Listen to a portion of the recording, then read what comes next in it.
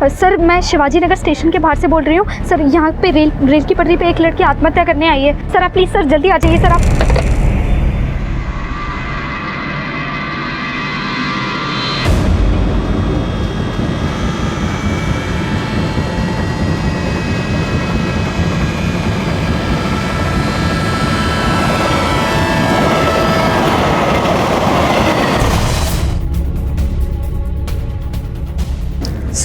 Sir train के कटने से चेहरा बुरी तरह से बिगड़ चुका है और लाश के आसपास ये मोबाइल फ़ोन और ये बैग, ये दोनों बरामद हुए हैं। और इस आईडी कार्ड से पता चला है कि लड़की का नाम अमृता अश्विन प्रधान है।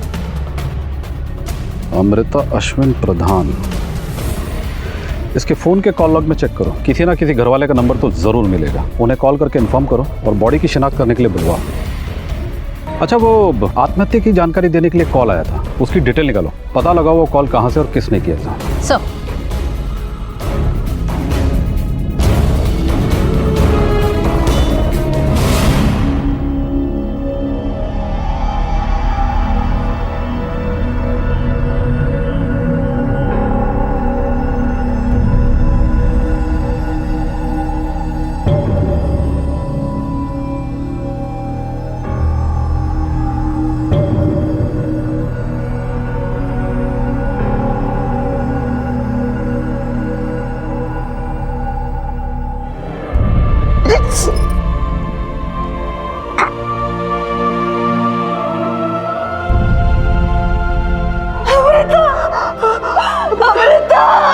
अमृता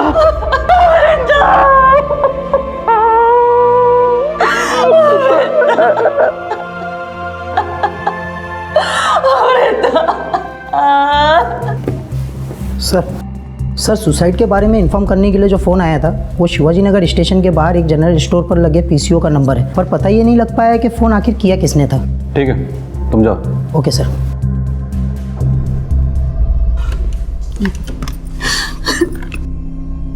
बस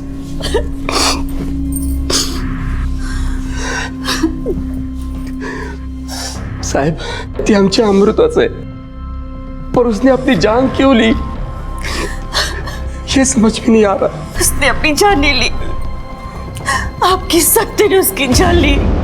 हमेशा उसके पीछे पड़े रहते थे, पढ़ो लिखो आगे बढ़ो, लो खुश हो जाओ। चले गए हम सबको छोड़कर, ले उसने अपनी जान। साहेब मला सांगा, बच्चों की भलाई के लिए बोलना गुनाह है क्या? कोई माँ बाप अपने बच्चों की फिक्र नहीं कर सकते क्या? इसका मतलब ये थोड़ी कि जाके जा।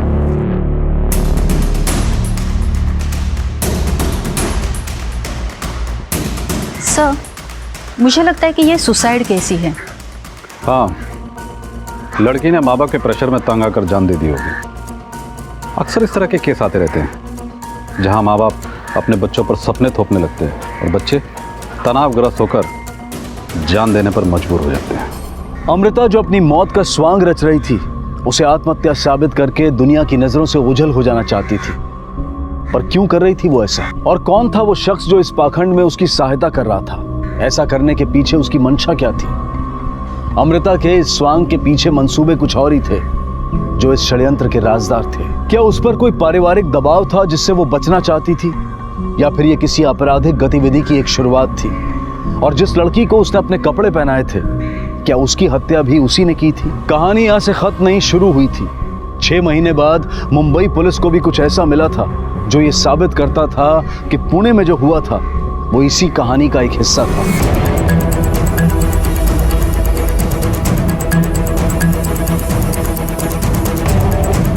साहेब ही पायावर जाते, तिकडेच बॉडी सापडली।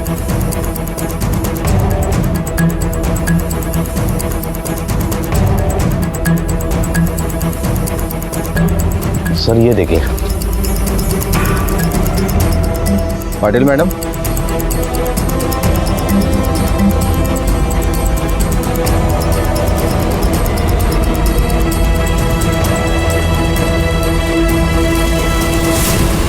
पुणे पुलिस ने जिस अमृता को 6 महीने पहले मृत घोषित कर दिया था, वो आज फिर मुंबई के सांता क्रूज हाईवे पर मृत पाई गई।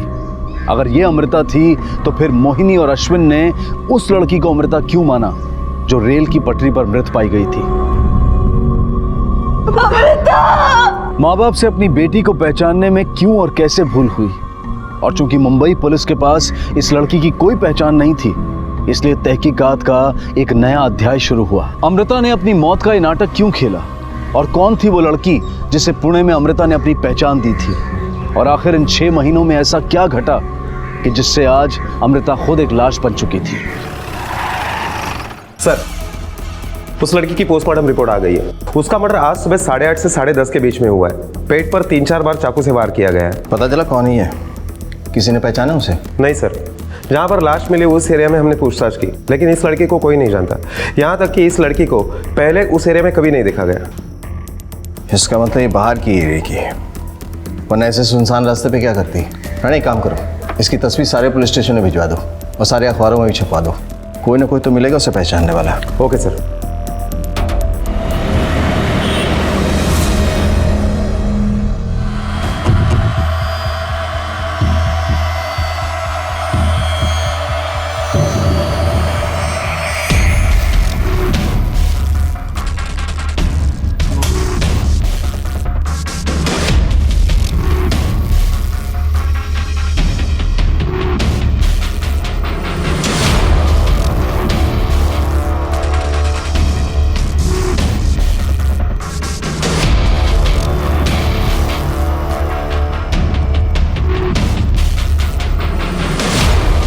सर, ये आदमी पान के दुकान पे खड़ा था।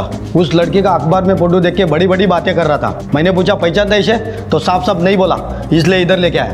तू बोलेगा या हम उगलवाएं? नहीं साहब अपन तभी बोला था और अभी भी बोलता है। अपन खाली 1-2 बार देखा था उसको, अपन पहचानता नहीं है उसको साहब। तो बताना कहाँ देखा था उसे? साहब वो बैंड्रा का वो रेड लाइट एरिया में देखा था साहब उधर ही धंधा करती है वो।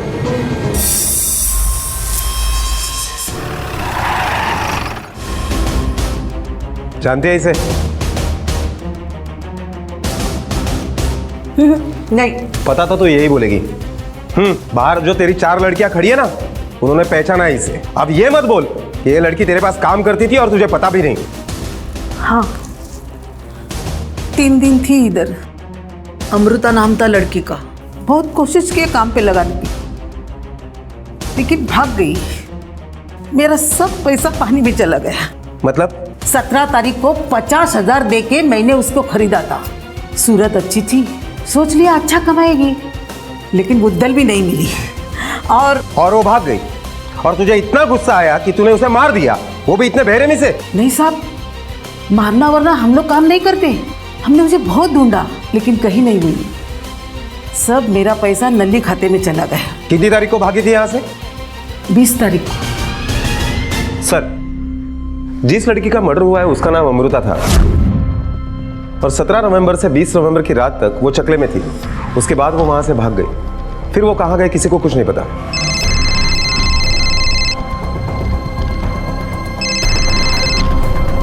हेलो, हाँ ओके, राणे पुणे निकलना है।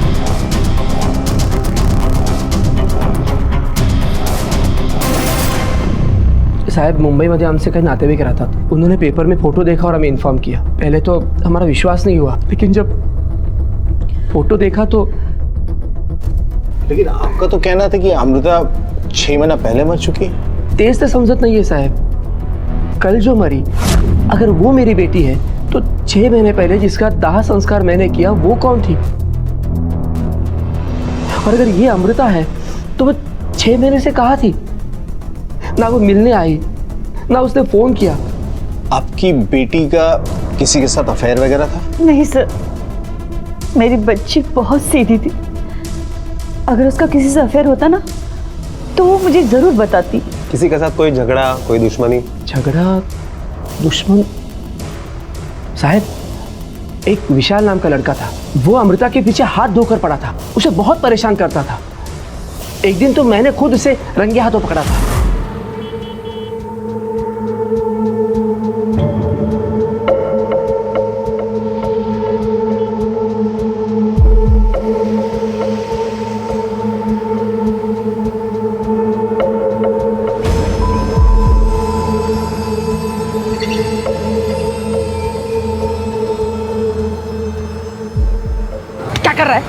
क्या कर रहा है तू? कुछ नहीं, भवानी कहीं का शूटिंग करा लड़कियों की। देख, झूठ मत बोल, मुझे अमृता ने सब कुछ बताया है। अगर उसके पीछे पड़ेगा, उसके आसपास भी दिखेगा ना, तो मुझसे बुरा कोई नहीं होगा। थप्पड़ मारूंगा तेरे को, भाग। कथा खाई का। उसके बाद अमृता ने विशाल की कभी कंप्लेंट नहीं की। मुझे लगा वो सुधर गया होगा, लेकिन उसके 1 महीने बाद अमृता की डेड। ये दूसरी लड़की को आप लोगों ने अमृता कैसे मान लिया? साहब, उसका चेहरा बहुत बिगड़ गया था, पर उसके कपड़े और उसके चीजों से हमने उसे पहचान लिया। पता नहीं सर, कौन लड़की थी जिसे हम अमृता समझ बैठे।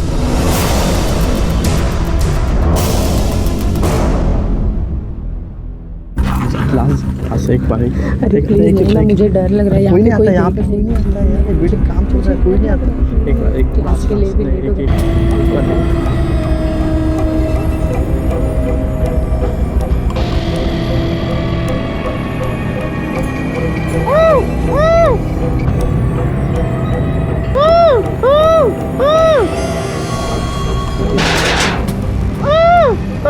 कोई आ गया यहाँ पे। कोई नहीं आता यहाँ पे। डर लग रहा है, प्लीज यहाँ पे कोई तो है।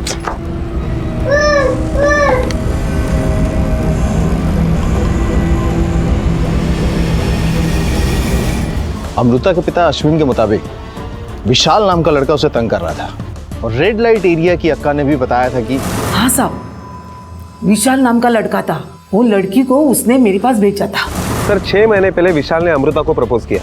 अमृता ने मना कर दिया और इसीलिए बदला लेने के लिए विशाल ने अमृता को किडनैप किया और बाद में अक्का को जाकर भेज दिया। राणे, अमृता अक्का को 17 नवंबर को बेची गई थी। सवाल ये उठता है कि 17 मई से 17 नवंबर तक वो कहाँ थी? क्या वो विशाल के साथ थी? विशाल उसे यूज कर रहा था, या वो मुंबई अपनी मर्जी से आ गई थी और बाद में जब विशाल पुणे से मुंबई आया तो उसकी नजर उस पर पड़ी? लेकिन दोनों ही सूरत में इस विशाल तक पहुंचना हमारा बहुत जरूरी है, क्योंकि फिलहाल यही वो एक कड़ी है जो इस केस की छानबीन को आगे बढ़ा सकती है। पुलिस की तमाम कोशिशों के बावजूद भी विशाल के अलावा उनके पास और कोई नहीं था जो इस केस को दिशा दे पाए। इसलिए पुलिस ने विशाल को ढूंढने में दिन रात एक कर दिया। अमृता के कॉलेज के दोस्तों ने पुलिस को यह जानकारी दी कि विशाल कॉलेज की सामने वाली चाय की दुकान पर खड़े होकर अक्सर अमृता को छेड़ता था। पुलिस को चाय की दुकान से विशाल के घर का पता मिला और बिना देर किए पुलिस उस चौल में पहुंची जहां विशाल रहता था।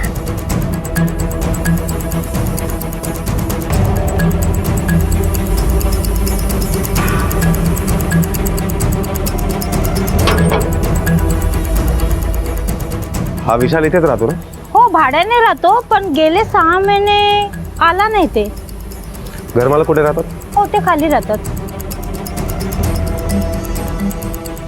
पुणे की चौल को छोड़े हुए विशाल को 6 महीने हो चुके थे और मुंबई में उसे ढूंढना घास के ढेर में से सुई ढूंढने के बराबर था। पर विशाल के एक मकान मालिक के रेंट एग्रीमेंट में से मिली एक फोटो को पुलिस ने सर्कुलेट कर दिया था। अमृता की पहचान के बावजूद वो 6 महीने तक कहां थी, उसके साथ क्या हुआ था, ये एक रहस्य बना हुआ था। और दूसरी तरफ था वो बच्चा जो एक अंडर कंस्ट्रक्शन बिल्डिंग में कैद था। इन्हीं सवालों के घेरे के बीच पुलिस के हाथ आशा की एक किरण लगी। सर, कांदीवली कॉम्प्लेक्स में हमारा पेंशनर क्लब है। मैंने वहां से इस लड़की को कई बार आते जाते देखा है। मुझे लगता है ये वहीं कहीं रहती होगी।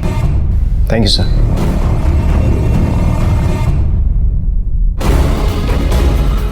इस लड़की को कहीं देखा है? हाँ साहब, ये मैडम को इसी सोसाइटी में देखा था, बी विंग फ्लैट नंबर 403।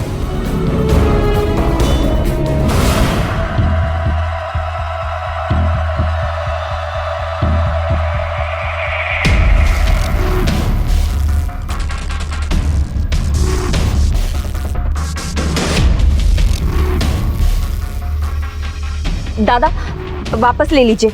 आप तो बोले थे इधर ही। हाँ दादा, लेकिन जो काम यहाँ था वो हो चुका है, आप वापस ले लीजिए।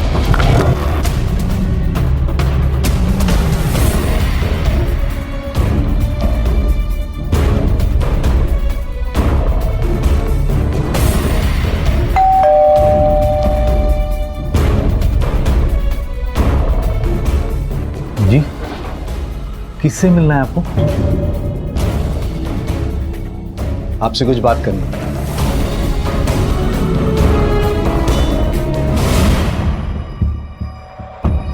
इसे पहचानते हैं?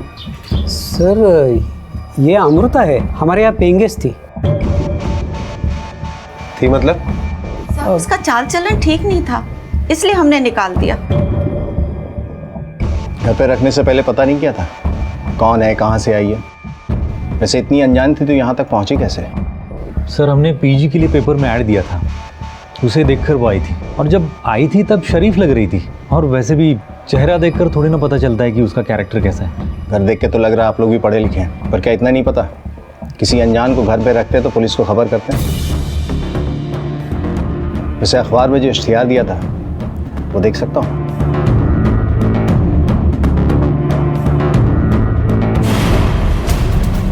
अखबार में छपे इस इश्तिहार को देखकर तो लग रहा है कि ये लोग सच बोल रहे हैं, लेकिन आसपास पूछताछ करो, हो सकता है किसी से दोस्ती हुई हो, उनके पास कोई इन्फॉर्मेशन हो, और ये भी पता करो कि देशमुख फैमिली के बारे में पड़ोसियों की क्या राय है। Okay sir. देशमुख फैमिली को काफ़ी टाइम से जानते हैं सर, अच्छे लोग हैं, पर लड़की के बारे में कुछ बोल नहीं सकते। आते जाते दिखती थी पर किसी से ज़्यादा बात नहीं करती थी। वो बोलचाल में अच्छी थी, 4 महीने यहाँ रही होगी। मैंने तो कई बार उसे दूसरों की मदद करते हुए देखा है। कुछ ज़्यादा ही मॉडर्न थी वो, और मिडिल क्लास वाले लोगों को तो ये बात हजम होती नहीं है। सर बहुत लोग तो उसके पीछे पड़े थे, कुछ लोग तो उसको देख के आके सेकते थे। सर जब हमको पता चला कि ये संकेत की गर्लफ्रेंड है तो हम लोग सब पीछे हट गए। ये संकेत कौन है? सर जिनके घर में पीजी में रहती थी उन्हीं का छोटा लड़का है। क्या भाई, कैसे हो? बस भाई बढ़िया। सिगरेट ले अपना, लाइटर ले। Thank you. संकेत देशमुख? सर लड़की बहुत हॉट थी सर, मैं क्या उसके चक्कर में कोई भी गिर जाता सर। मेरा नसीब अच्छा था कि वो मेरे घर रहने आई थी। मैंने उसे पूछा, वो मुझे हाँ बोली, हमारा अफेयर शुरू हो गया। तो मिस्टर कूल, अब कूली ये भी बता दे कि मारा क्यों उसे? सर मैंने नहीं मारा उसे, बल्कि मुझे ये पता चला कि उसको एक बॉयफ्रेंड है, तो मैं हट गया वहाँ से। क्या? और एक बॉयफ्रेंड? हाँ सर, मैं तो अभी अभी बॉयफ्रेंड बना था उसका। मुझसे पहले और एक बॉयफ्रेंड था उसका, पुणे से चक्कर चल रहा था। विशाल नाम था उसका। एक विशाल नाम का लड़का था, वो अमृता के पीछे हाथ धोकर पड़ा था। क्या है वही लड़का है? हाँ सर। सर इस विशाल के बारे में जितने भी स्टेटमेंट्स मिल रहे हैं उससे तो यही लग रहा है कि ये विशाल खुद एक पहेली है। अमृता के बाप ने बताया कि विशाल उसे तंग करता था, बाद में लगा कि किडनैप करके वही लाया था। रेड लाइट एरिया की अक्का ने भी बताया कि विशाल ने उसे बेचा था। विशाल नाम का लड़का था, वो लड़की को उसने मेरे पास भेजा था। और ये संकेत, इसका कहना है कि विशाल उसका बॉयफ्रेंड था। अब ये सच्चाई तो विशाल ही हमें बताएगा। इसका कुछ पता चला? नहीं सर, विशाल के बारे में अभी तक कोई इन्फॉर्मेशन नहीं मिली। राणा एक काम करो, उस अभिषेक और संकेत का मोबाइल लोकेशन और कॉल रिकॉर्ड्स निकालो। पता करो कि किस तारीख को जब अमृता का कत्ल हुआ था दोनों कहाँ थे और क्या कर रहे थे। Okay sir. सर अभिषेक और संकेत के कॉल रिकॉर्ड्स आ गए, लेकिन उससे हमारे हाथ कुछ नहीं लगा, क्योंकि 21 तारीख को जिस वक्त अमृता का कत्ल हुआ उस वक्त सांता क्रूज हाईवे तो क्या उसके आसपास भी ये दोनों नहीं थे। सर अम्बोली पुलिस स्टेशन से फ़ोन आया है, विशाल उनके लॉकअप में बंद है। यही है? यस सर, यही है विशाल। कब से बंद है यहाँ? 1 मिनट सर। सर 18 नवंबर से। श्योर? Yes sir. किस जुर्म में? बार में दारू पी के मारपीट कर रहा था और काफ़ी तोड़फोड़ भी की। साहब मैं शादी बनाना चाहता था उससे, पर वो ना की मेरे को। फिर भी मैं ट्राई किया, फिर बाद में पता चला कि सुसाइड की वो। फिर मैं एक बार मुंबई आया तो देखी वो मेरे को पूरा खुन्नस निकाला उस पर, सोया उसके साथ, फिर जाके उसको वो अक्का के उधर बेच दिया। तेरी बाप की प्रॉपर्टी थी वो जो तूने उसे बेच दिया? खुन्नस में उसके साथ सोया, बेचा, इतना ही नहीं तूने उसे मार भी दिया। नहीं साहब, मैं उसको नहीं मारा, मैं सच कह रहा हूँ साहब। तूने नहीं मारा तो किसने मारा? तेरे अलावा भी किसी के साथ अफेयर था उसका? किसी के साथ झगड़ा हुआ था उसका? साहब ये सब कुछ मेरे को नहीं मालूम, मैं तो अपना काम किया और निकल दिया साहब। तुमने जितनी बात हमें बोली है एक भी झूठी निकली ना तो सोच भी नहीं सकता तेरे साथ क्या होगा। अरे साहब मैं झूठ काहे को बोलूंगा साहब, पहला इधर पड़ा हुआ हूँ, इधर से और किधर जाऊंगा मैं? अब तेरे ऊपर ह्यूमन ट्रैफिकिंग का केस लगेगा, तब तेरे को समझ में आएगा तू कहाँ जाएगा। पुलिस रिकॉर्ड के मुताबिक विशाली 18 नवंबर से बंद है, तो ये तो पॉसिबल ही नहीं है कि उसने खून किया होगा। अभिषेक और संकेत के खिलाफ भी हमारे पास कोई सबूत नहीं है। अगर ये तीनों नहीं है जिसने अमृता को मारा, तो वो कौन है? उसने क्यों मारा उसे?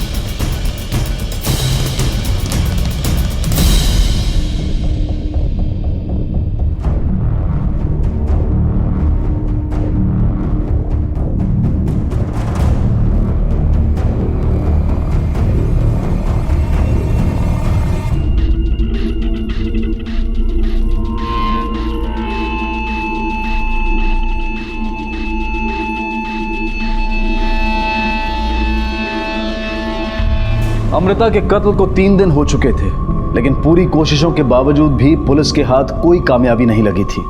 और दूसरी तरफ वो बच्चा अधमरी हालत में भी मौत से लड़ रहा था। आखिर उस बच्चे का अमृता से कोई संबंध था भी या नहीं? और इस पूर्वा का सच क्या था जिसे अमृता की मौत ने इतना बेचैन कर दिया था कि वो अपने आप को घाव पर घाव दिए जा रही थी?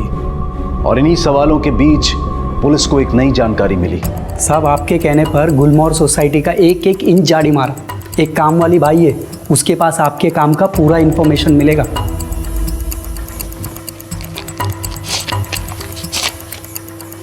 जा भी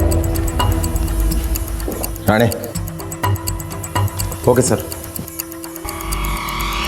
साहब, मैं गुलमोहर सोसाइटी में घर काम करती है। कुछ महीना भर पहले मैंने संकेत भाऊ और वो लड़की को सोसाइटी में देखी। झूठ, निकल जा भी क्या भी। इस सोसाइटी में फिर से नहीं दिखनी चाहिए तू। और नहीं निकलूं तो क्या कर लेगा? जान से मार दूंगा तुझे, समझी? तेरे मुंह पे बोल रही हूँ, नहीं जाऊंगी। कर ले जो करना है, दिखा मार। तो क्या उसके बाद वो घर छोड़ के चली गई? नहीं साहब, वो तो उधर आराम से रही। साहब, ये देशमुख लोग का नाटक मुझे कुछ समझ में नहीं आया साहब। अब मैं इतने साल से उनके घर काम की, लेकिन मुझे कभी दिवाली की बख्शिश नहीं दी साहब उन्होंने। और वो लड़की को इतने दिनों से बिठा के वो मुफ्त में खिला रहे थे। मेरे को शक हुआ, इसलिए मैंने सोचा आपको बोल दूं। मेरा भी कुछ फर्ज बनता है ना साहब। अच्छा, फर्ज या बदला? ठीक है, तुम जा सकती हो। जी साहब।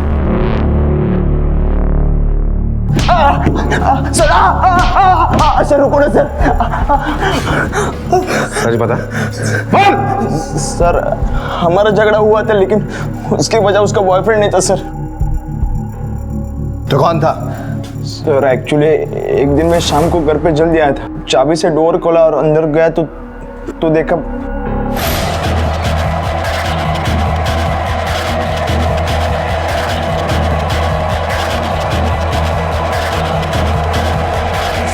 इसी धोखे और जलेसी की वजह से तूने उसे मार दिया। सर मैंने उसे मारा नहीं, लेकिन मौका मिलता ना तो उसे जरूर मार देता। तेरा झगड़ा तेरी भाई की वजह से हुआ था ना? फिर उस दिन विशाल का नाम क्यों लिया?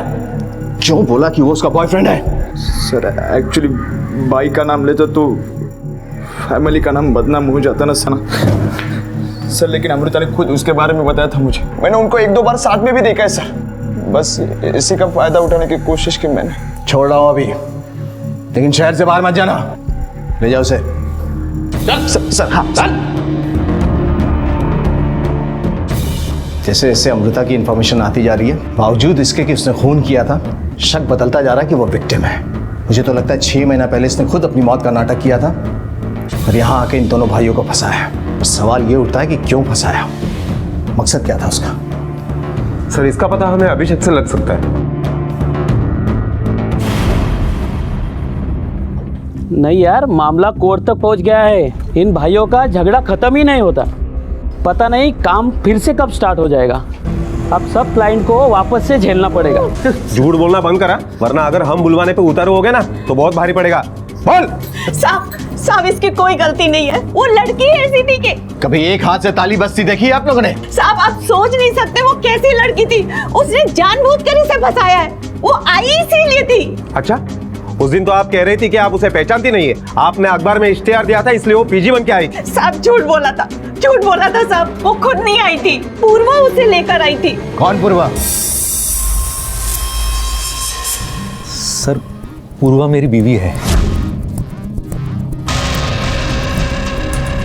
मतलब थी, अब हम लोग अलग हो चुके हैं।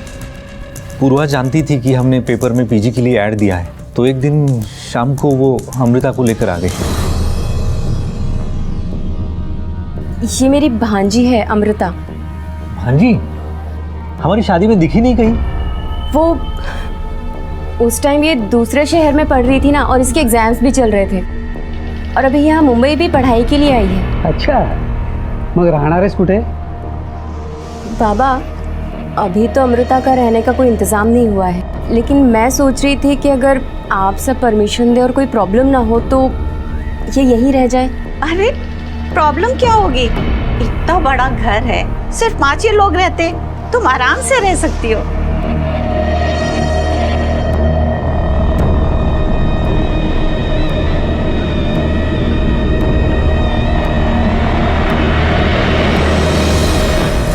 बहू की रिश्तेदार है, ये सोचकर हमने उसकी मदद की, घर में रख लिया, पर उसने तो हमारा घर ही बर्बाद कर दिया, मेरे दोनों बेटों की जिंदगी खराब कर दी। आपने पूर्वा से कभी बात नहीं की? उससे क्या बात कर रही सर? वो खुद ही बाहर कुछ और ही गुल खिला रही थी। आपको कैसे पता कि पूर्वा का बाहर अफेयर चल रहा है? सर, वो इतनी बेशर्म थी कि पति के घर पे होते हुए भी उसका बॉयफ्रेंड उसको दिन रात फोन करता था।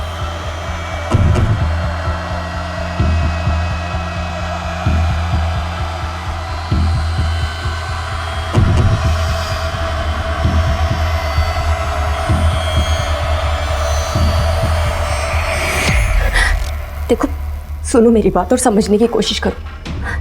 तुम ये जो भी कुछ कर रहे हो ना, इससे तुम्हें कुछ हासिल नहीं होने वाला है। प्लीज मुझे बार बार फोन करके मुझे परेशान मत करो, मेरे हस्बैंड को मुझ पे शक हो जाएगा।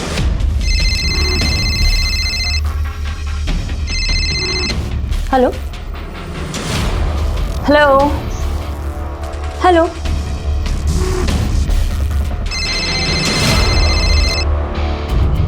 अंधा फेरा समझ रखा है मुझे। पति के सामने किसी और से अय्याशी कर रही हो, बेशर्म कहेगी।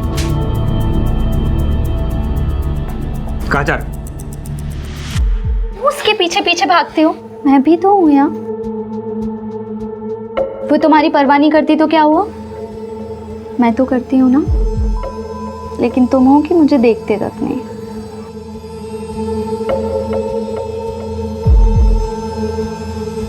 आपको पता था किससे बात करती थी वो?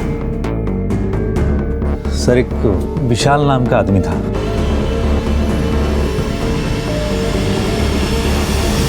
इसका मतलब विशाल ने हमसे झूठ बोला। अमृता को यूज करने और बेचने के अलावा भी उसके पास इंफॉर्मेशन थी।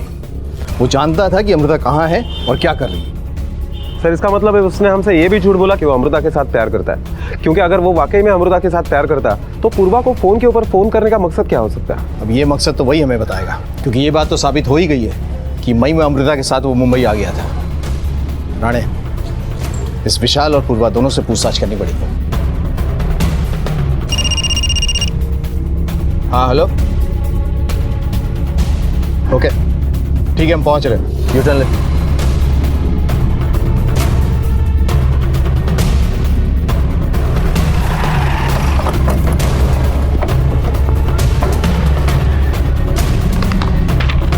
सर, ये बच्चा 8 दिन पहले कांदोली के सीबीएसई स्कूल से किडनैप हुआ है, और इस केस के लिए पुलिस को एक लड़की की तलाश है, और ये रहा वो लड़की का स्केच। और सर, ये स्केच अमृता के चेहरे से मैच करता है। सर, लेकिन अमृता किसी बच्चे को किडनैप क्यों करेगी?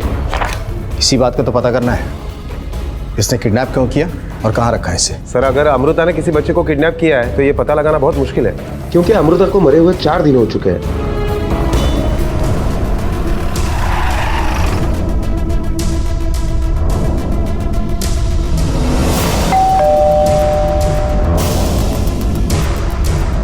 जी कहिए। पूर्वा है, बात करनी है उससे। जी, वो आई? कौन है? पहचानती हो इसे? हाँ। कौन है ये?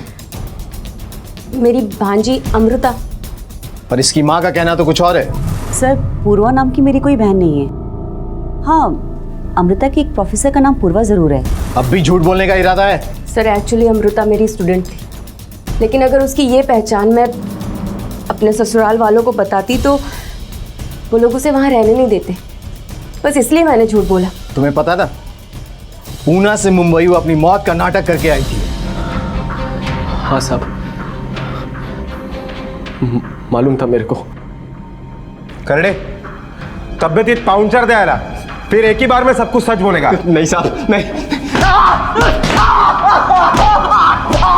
साहब बोलता हूँ साहब, लड़की मेरी पहचान की थी, मैं ही लाया था उसको और मैंने ही मारा था। फिर हम दोनों ने उसके कपड़े बदली करके अमृता का सामान के साथ उसको पटरी पे फेंक दिया था साहब।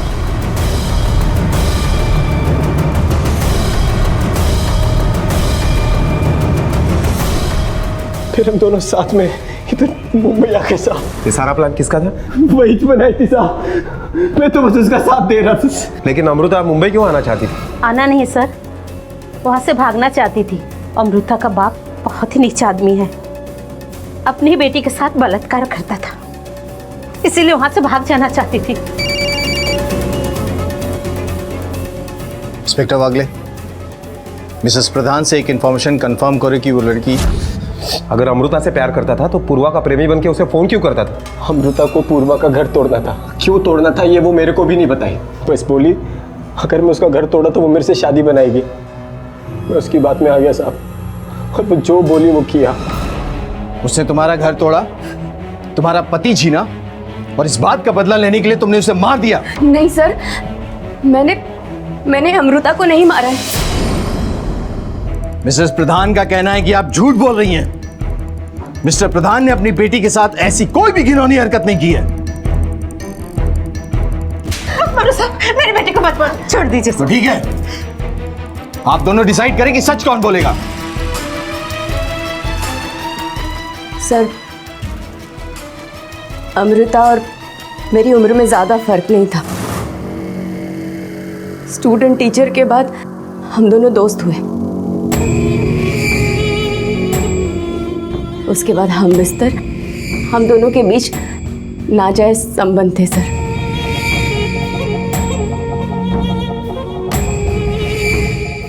सर हम दोनों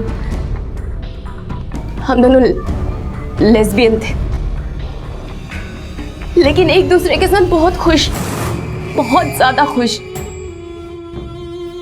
लेकिन माँ ने मेरी शादी जबरदस्ती अभिषेक के साथ करा थी, और ये बात अमृता को बिल्कुल भी नहीं अच्छी लगी। इसी बात का बदला लेने के लिए अमृता मुंबई तक चली आई थी। उसने विशाल नाम के किसी आदमी के साथ मिलकर जो बहुत फोन करा है। हेलो, प्लीज मुझे फोन कर करके परेशान करना बंद करो। बेशर्म कहीं की। मेरा घर तोड़ दिया सर। साहब जब मेरे को मालूम पड़ा कि अमृता और पूर्वा का वो समलैंगिक टाइप का रिश्ता है, मेरी खोपड़ी कसक गई साहब। मैं बोला उसको छोड़ूंगा नहीं तेरे को, फिर वो बोली वो मेरे को 5 लाख रुपए देगी ये काम का, और वो कोई बच्चा भी उठाई थी साहब, पर बोली पैसा 2 दिन बाद मिलेगा। मेरे को भरोसा नहीं हुआ साहब, इसलिए मैं 17 तारीख को उसको बेहोश करके आका के उधर बेच आया। उसके बाद उसका क्या हुआ मालूम नहीं, पर मैं सच कह रहा हूँ साहब, मैं अमृता को नहीं मारा साहब। अगर अमृता ने और मैंने वो एक गलत कदम नहीं उठाया होता तो आज हम सब लोग खुश होते और अमृता भी जिंदा होती। मैंने अपने आप को सजा देने की बहुत कोशिश की सर, मगर हार गई। बहुत हुआ तुम्हारा झूठ और emotional drama. Patil ma'am, arrest करो, लेके चलो इसे। ये देखो, तुम्हारे मोबाइल कॉल रिकॉर्ड्स और एसएमएस जो तुमने अमृता को भेजे थे, इससे ये साबित होता है कि तुम उससे तंग आ गई थी और इतनी परेशान हुई कि तुमने उसे मार दिया। नहीं सर, मैंने नहीं मारा है उसे। सर, इस मोबाइल के लोकेशन से नई बात सामने आई है। मुझे जाने दो, मुझे अंदर जाने दो। चुपचाप बैठो, अंदर इंक्वायरी चालू है। उसने कुछ नहीं किया। ये सच नहीं बोलेगी ऐसे। मारो इसे। उसे मत मारो, चुपचाप बैठो। मत मारो उसे। सर छोड़ दीजिए सर, मैंने नहीं मारा। सर मैं सच बोल रही हूँ, मेरी बात का यकीन कीजिए। सच बोल। उसने कुछ नहीं किया, तूने कुछ नहीं किया, उसने कुछ नहीं किया है। मैंने मारा है अमृता को।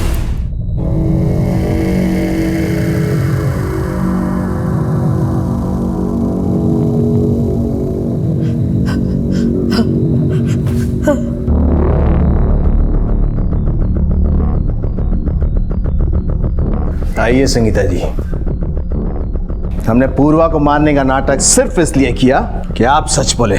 21 नवंबर सांता क्रूज हाईवे जिस वक्त अमृता का कत्ल हुआ उस वक्त सिर्फ आपका मोबाइल लोकेशन वहां का दिखा रहा है। 21 नवंबर की सुबह अमृता हमारे घर आई थी, डरी थकी सहमी हुई सी। उसे देखकर मुझे तरस नहीं आया। आंटी पूर्वा किधर है? पूर्वा जहाँ भी है उसे वहाँ रहने दो और अपनी मनुष्य शक्ल लेकर यहाँ से निकल जाओ। उसका घर तोड़ चुकी है, उसकी जिंदगी बर्बाद कर चुकी है। अब और क्या चाहिए तुझे? जाओ, निकल जाओ यहाँ से, दफा हो जाए यहाँ से। खबरदार मेरी बेटी के आसपास भी दिखी भी तो जाओ, दफा जा। एक मिनट प्लीज, एक मिनट।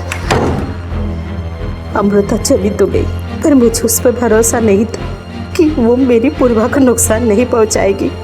मैं जानती थी वो बहुत जिद्दी है, इसलिए मैंने तय किया कि वो पूर्वा की जिंदगी दोबारा बर्बाद करे, इसके पहले ही मैं उसे खत्म कर दूंगी। मैंने उसका पीछा किया। वो अचानक सांता क्रूज हाईवे पे ऑटो से उतरकर सुनसान गली में जाने लगी। मैं भी उसके पीछे पीछे गई और मौका मिलते ही मैंने उसे मार दिया।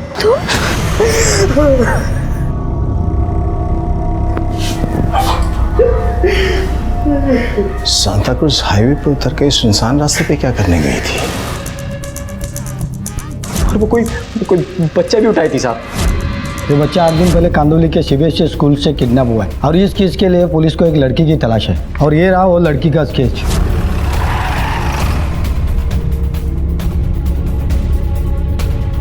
राणे, मर्डर स्पॉट के आसपास की सारी जगह छान मारो, बच्चा यहीं मिलना चाहिए। चलो।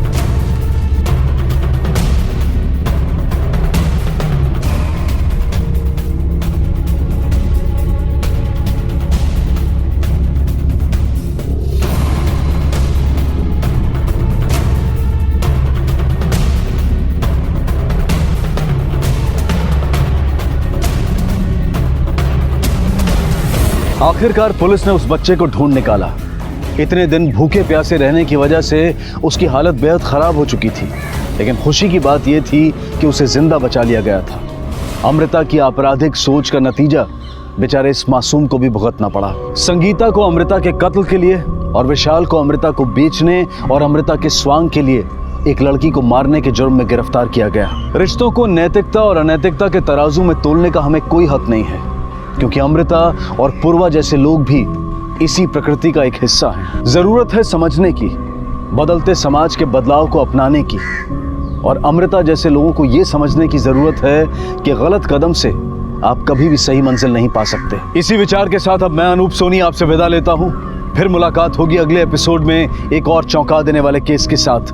तब तक अपना और अपने परिवार का ख्याल रखें और देखते रहें क्राइम पेट्रोल डायल 100। सबक एक को सीख हम सबको। जय। ऐसे और भी मज़ेदार वीडियो के लिए हमारे चैनल को लाइक, शेयर और सब्सक्राइब करें।